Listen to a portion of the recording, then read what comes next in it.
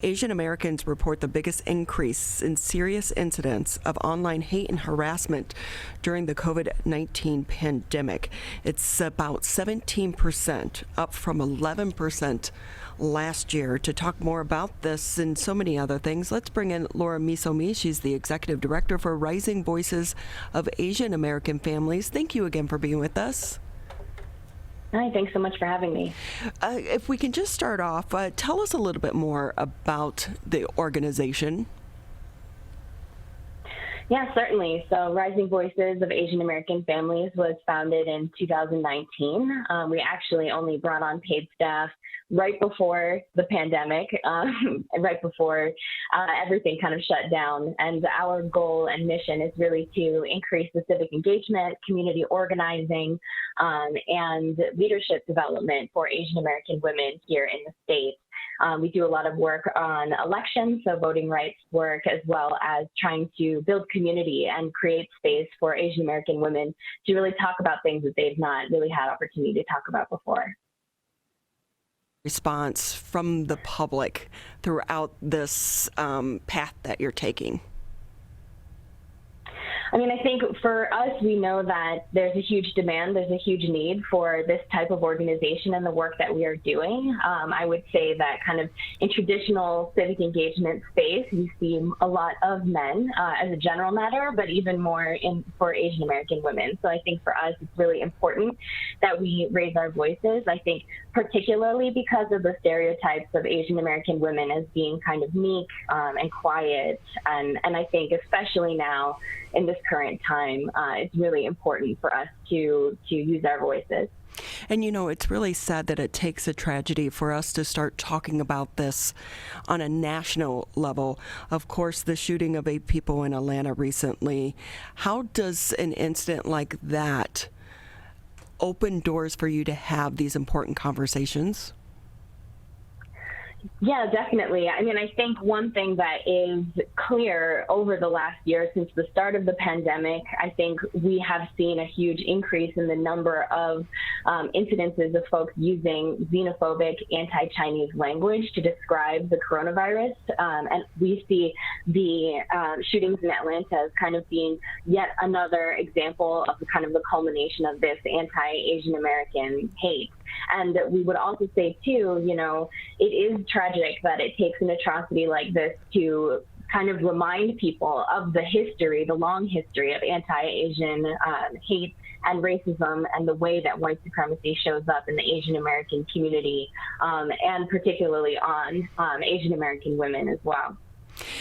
One of the great things about coming together as women and Asian women is trying to get more people in these elected leader positions. Tell us what that effort has been like behind the scenes to try to get more people elected. I love it too because you're young. We need young people engaged in our political process. Yeah, I think we're trying to create that pipeline. We're trying to expand the narrative of what is possible for Asian American women to achieve. You know, I think there is the very pernicious model minority stereotype where a lot of Asian Americans are kind of pegged as being good at math or science and kind of being pushed by parents to go into like a high value engineering lawyer type of position. And we're trying to make sure that being part of social change and social good is a viable path, especially for us, because more of our voices need to be in those positions and at the table where decisions are being made.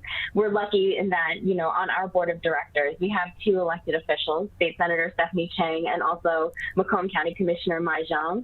And so we're really proud to have their leadership and guidance and also be able to say, you know, these are role models. These are people who have progressive values. They're staying true to that, and they've also been able to achieve elected office. And so we're trying to, you know, create those pathways and pipelines for other Asian American women.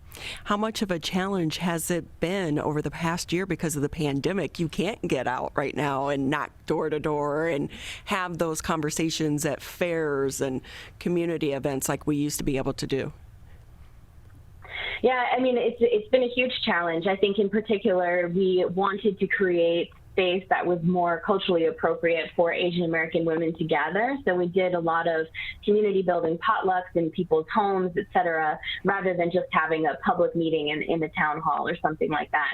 And I think during the pandemic, what made it even harder too is that we also know there's an unequal burden placed on women to be caregivers. So we have a lot of API moms who are working, who are trying to manage homeschooling their children, caring for elderly family members, et cetera.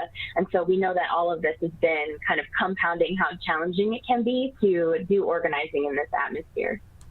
We're talking with Laura Misumi. She's the executive director for the Rising Voices of Asian American Families. During this time, too, though, it is Women's History Month. Who do you look up to? Who's been a mentor for you?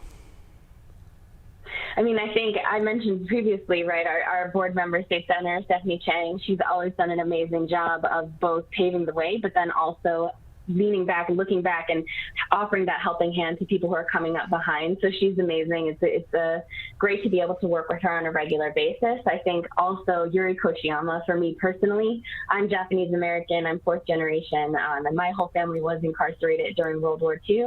And so seeing Yuri Kochiyama have experienced that herself and then come out the other side, working to build bridges and work in solidarity with the Black community in New York is something that's incredibly inspiring to me and something that we're trying to do here as well, making sure that the struggles that Asian Americans are experiencing right now, this atrocity, is placed in the context of how white supremacy shows up in other communities as well. So, and with that, I know that as a nonprofit, you're trying to continue this work. What does the next year look like ahead for you and your members? Yeah, I think first and foremost, we're trying to center healing justice, acknowledging that a lot of people are experiencing these atrocities in different ways. People feel grief, the anxiety, the tensions, and so we want to make sure that we're holding space for that and offering resources. So we are holding a healing session this Saturday at 11 a.m. for Asian American identified folks. We're also partnering with Detroit Action for a Black, Indigenous, people of color healing space on April 10th as well. And so that kind of grounds a lot of our work. We want to continue to organize, continue to build with like-minded Asian American women who are interested in doing this work. We're going to be doing more voter registration, more GOTV stuff for municipal elections later in the summer and fall, gearing up for next year. We're also hoping to do more organizing with Asian American moms and getting a better sense of what the impact of COVID has been on their lives. Oh, COVID. Now that we have a different president in office, because we do know President Trump would often say about COVID, it was the China virus. How much do you think that hurt your efforts in trying to move Asian Americans forward in this country? It definitely hurt, right? I think we have a phone banking operation. We call into Asian American communities across the state of Michigan just to get a sense of how folks are doing, trying to offer support. And we've heard a lot of comments of folks who are afraid to go to the grocery store, who are afraid to go outside. Maybe they live in a predominantly white community and just didn't know, how they would be received. And I think that those anxieties were certainly heightened because of the comments coming from the president, yes, but also from a number of elected officials on both sides. I think, we had, State Senator, Senate Majority Leader Mike Shirkey, kind of doubling down on using comments, calling it the China virus. And I think that to fail to see the impact that those words have and kind of obvious consequence of using that type of language, dehumanizing the Asian American community, making Asian Americans feel less like they belong, that compounded with misogyny on Asian American women, the history of the criminalization of sex work, it leads to incidences like what happened in Atlanta. And so we still call on all elected officials to be really cognizant of the language that they're using. Meet with us, meet with the Asian American community to learn how to do better. Social media has been such a big platform to raise your voice and to raise awareness on this issue. How have you been able to utilize social media to get your message out, especially now because we're all online?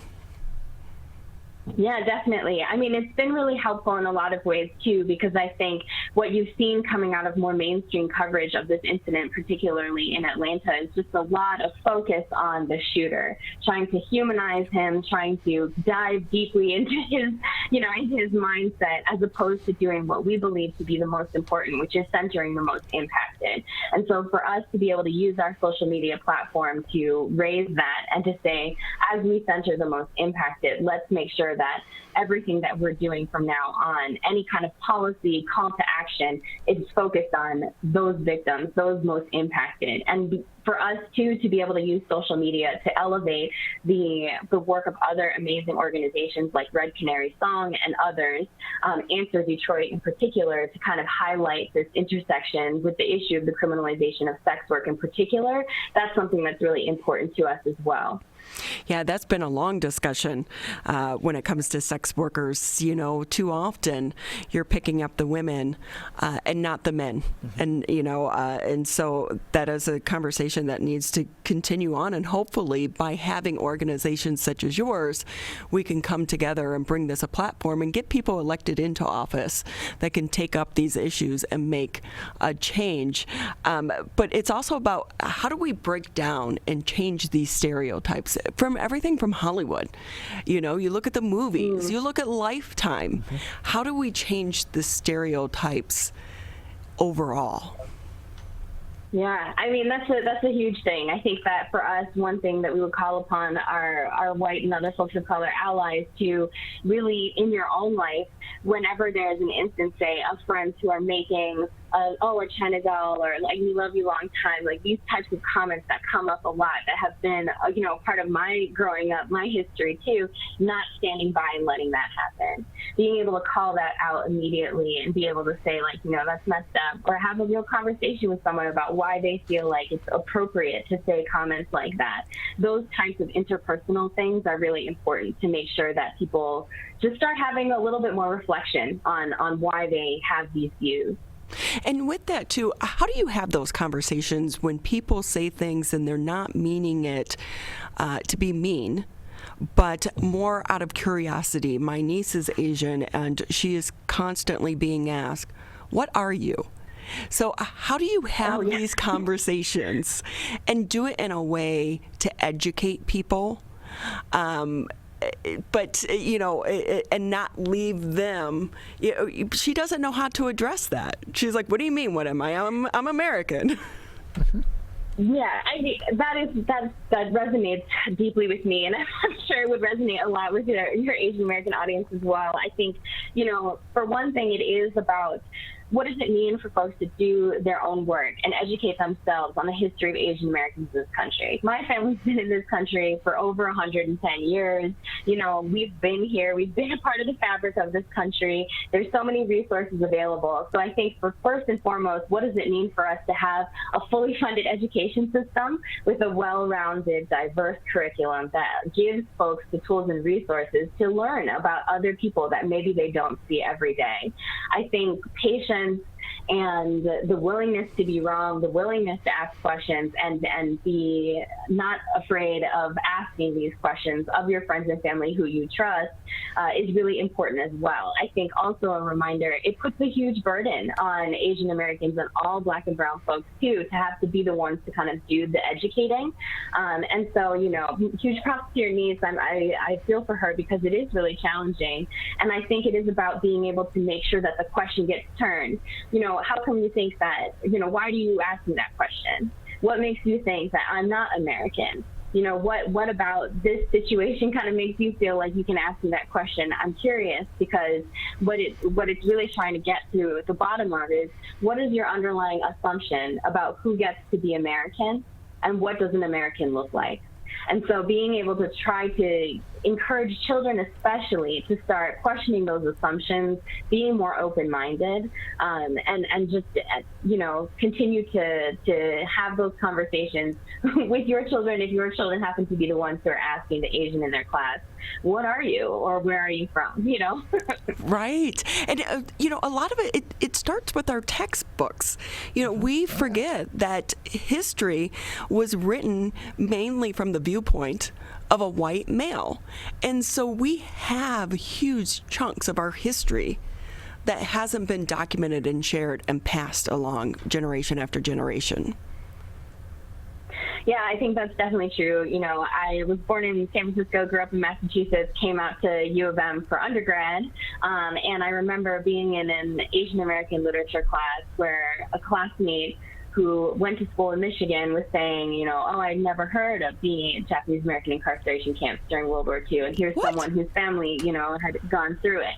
And I think, you know, we get maybe a line, a paragraph, something that does not even begin to address the complexities of that history and the racism that caused it. And I think that, you know, that's something that we really need to be critical of. Supporting, fully funding education, being able to hire more diverse teachers who are able to kind of raise these things, make sure that we're getting books written by authors of color, et cetera, into the curriculum is absolutely critical to making sure people have a better understanding of what American history really is. Well, Laura, tell us again, how can people find out more about the event that's coming up? So we are having a healing circle for Asian American identified folks, and you can go to bit.ly/Rising Voices Healing, and I'll make sure to send that too, in case you need it in writing, and find out more about us on Facebook at Rising Voices AAF. Rising Voices of Asian American Families is the name of our organization. We're always looking to interact with folks on Facebook or Instagram. So thanks so much for having me. And I know that volunteering is kind of hard right now due to the pandemic. Do you guys need volunteers? What does that side look like? Yeah, I mean, I think we're always looking for more folks to get involved. We're lucky in the sense that being able to pivot digitally this year has meant that we've been able to expand our geographic reach. Most of our staff is based in Southeast Michigan, but we're always trying to reach more folks who are a little bit farther out. So, you know, we do have some volunteer opportunities that will be coming up later in the year for sure, but we're always looking for folks to engage with us in different ways. So please feel free to reach out. And if I can just mention, because of the pandemic and everyone being online, have you found that you have been able to connect with more people because so many people are doing everything virtually right now? Yes, I think, you know, it's been a real blessing and a curse because I think we all know that having face-to-face interactions is really the best way to get to know someone and build that relationship. But on the other hand, you know, being in Detroit, it's hard to imagine how we would have been able to have built relationships with, you know, the Burma Center in Battle Creek or meeting young people in East Kentwood High or something on the west side of the state without being able to be virtual. So it's been a blessing and a curse, I guess.